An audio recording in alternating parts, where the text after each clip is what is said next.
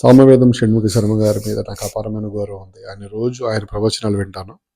అయితే ఆయన ముఖ్యంగా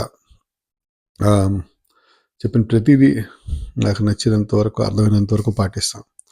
ఆయన పర్సనల్గా కూడా నేను ఒకసారి కలిశాను. అయితే సామవేదం శర్మ గారు ఈ మధ్య ఒక కామెంట్ చేశారు. అది నాకు టక్కుమని తగిలింది. నేను తప్పు అయి ఉండొచ్చు, కానీ నాకు కొన్ని సందేహాలు వచ్చినాయి. ఆయన ఏమన్నారంటే, కన్యాదానం చాలా ఇంపార్టెంట్. కన్యాదానం కాకుండా ఇంకో రకంగా పెళ్లి చేస్తే పితృదేవతలు నరకానికి పోతారని చెప్పారు. నెంబర్ 1. ఇంకోటి, సెకండ్ మ్యారేజ్ తప్పు అని చెప్పారు. సెకండ్ మ్యారేజ్ చేసుకోండి, కానీ దాన్ని శాస్త్రసమ్మతంగా చేయబాకండి. పండితులు ఎవరు కూడా రెండో వివాహానికి శాస్త్రసమ్మతంగా చేశామంటానికి సహకరించకండి అని చెప్పి ఒక పిలుపునిచ్చారు. అయితే ఇందులో ఆయన ఉద్దేశం నాకు ఏం కనపడుతుందంటే, పెళ్లి చేసుకున్నప్పుడు అన్నీ చూసుకొని జాగ్రత్తగా చేసుకోండి. రెండోది, ఒక్కసారి పెళ్లి చేసుకున్నాక కమిట్ అయి ఉండండి అని. నేను 100% దీనికి అంగీకరిస్తాను. ఎందుకంటే నా ఉద్దేశం కూడా ఏంటంటే, నీ కొడుకు తప్పు చేస్తే నీ కొడుకును నువ్వు వదిలేస్తావా? వదలవు. లేకపోతే నీ తండ్రిని వదిలేస్తావా? వదలవు. బయాలజికల్ రిలేషన్ ఉంది. వివాహంలో కూడా అలాగనే దైవికమైన రిలేషన్ ఉంది. వేదమంత్రాల సాక్షిగా జరిగే వివాహంలో దానికి కట్టుబడి ఉండాలి. నేను దాన్ని 100% అగ్రీ చేస్తాను. అయితే ఇక్కడ ఒక చిన్న బాధాకరమైన విషయం ఏంటంటే, కన్యాదానం అంటున్నాం మనం. కన్యాదానం అని చెప్పేసి కన్యాదానం చేస్తే పుణ్యం అంటున్నాం. కానీ ఈ భర్త అనేవాడికి ఉండాల్సిన బాధ్యతలు సరిగ్గా మనం ప్రచారం చేయట్లేదు. అవి కూడా మన ధర్మంలో ఉంటాయి. అవి కూడా మన వివాహ మంత్రాల్లో ఉంటాయి. అవి మనం గట్టిగా చెప్పాలి. ఏకపత్ని వ్రతుడు, పెళ్ళికి ముందర, నా లాంగ్వేజ్కి క్షమించాలి, ఏమంటారు, ముండల ముఠాకూరు కానివాడు, పేకాటలు ఆడినవాడు, వ్యసనాలు లేనివాడు, అలాంటి తల్లిని గౌరవించేవాడు, సమాజంలో పరస్త్రీని తల్లిగా చూసేవాడు, అట్లాంటి క్వాలిటీస్ ఉన్న వాడిని భర్తగా ఇస్తే ఒక ఆడపిల్లకి, ఆ తండ్రికి, ఆ తల్లికి మంచి పుణ్యం దక్కుతుంది. వాళ్ళు స్వర్గానికి వెళ్తారు. వాళ్ళ పూర్వీకులు ఏమంటారు, వాళ్ళ పూర్వీకులకి స్వర్గ సుఖాలు ప్రాప్తిస్తాయి అని మన శాస్త్రంలో ఉంటుంది. అవి మనం ఎక్కువ చెప్పాలి. మన శాస్త్రంలో ఉండదని నేను అన్నా. అవి చెప్పాలి ఎక్కువ ఫస్ట్. ఆ తర్వాత కన్యాదానం. రెండు ఇంపార్టెంటే.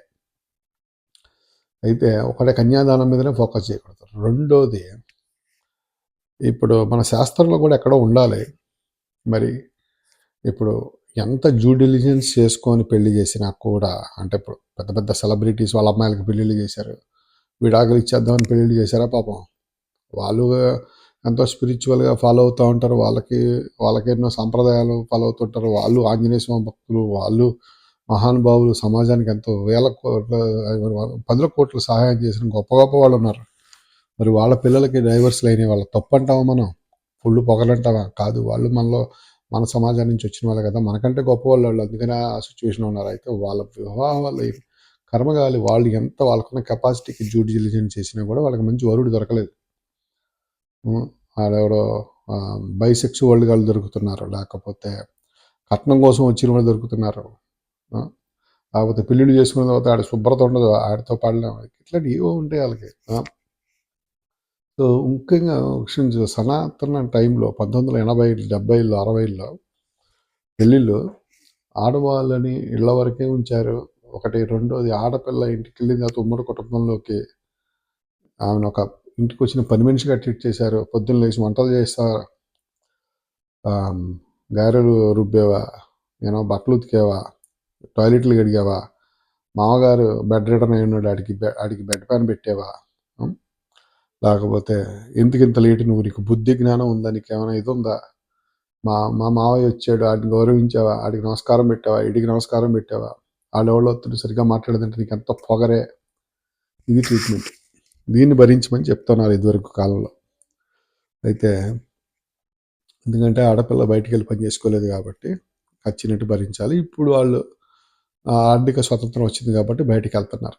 కానీ ఆర్థిక స్వతంత్రం వచ్చింది, కానీ చిన్న చిన్న కారణాలకి డైవర్సులు తీసుకోబాకండి. కొంచెం సహనం పెట్టుకోండి. మొగుడు పెళ్ళాల మధ్య ఉండాల్సింది, ఒకరికొకరికి ఉండాల్సింది మర్యాద, ప్రేమ, నమ్మకం.